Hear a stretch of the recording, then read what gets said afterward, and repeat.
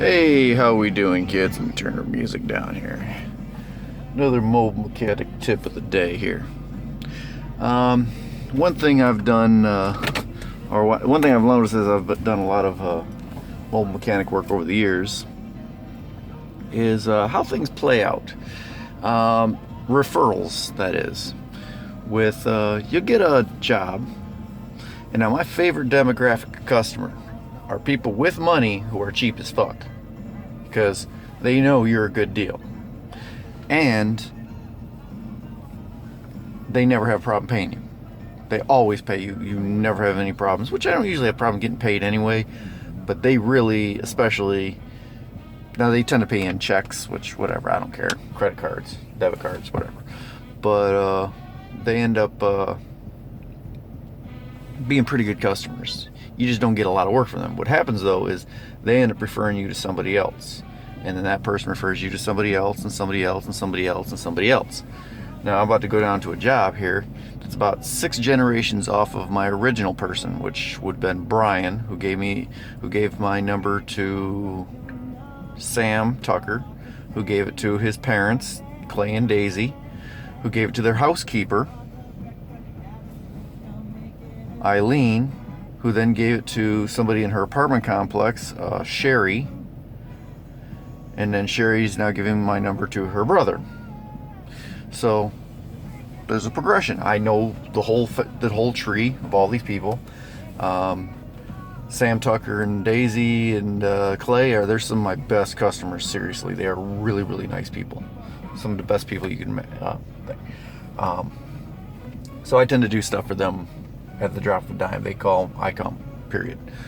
However, you will notice over time though, things start to devolve in that the classic customer you start with here now, and I'm not trying to be uppity or class, but you find yourself more and more into crappy apartments, trailer parks, sketchy, nearly homeless people by the end of the cycle.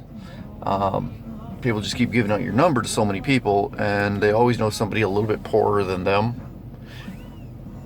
And so many generations into it, you find you're working for people who are broke as shit. Just what it is, man.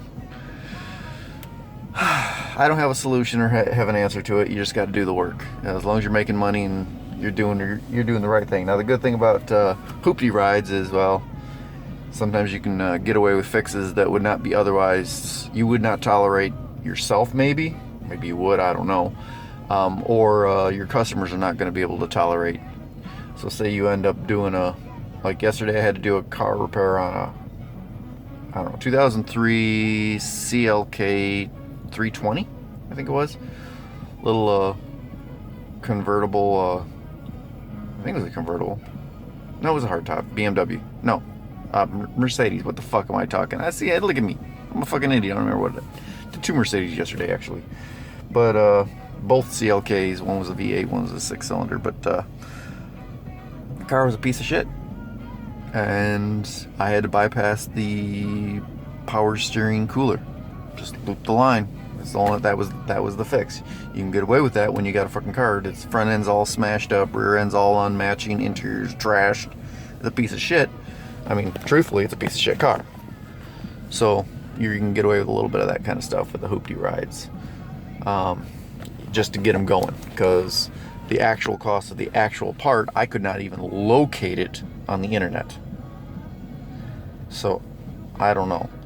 My guess is you got to get one from the junkyard in some kind of way. Find some shop or find some yard that has one of those things and get the line off of them. Just a hard line. It shouldn't have failed, but it did. So hope somebody learned something from all this. I don't think you fucking learned shit. Oh, and I shot it in vertical video too, bitches. Eat a dick.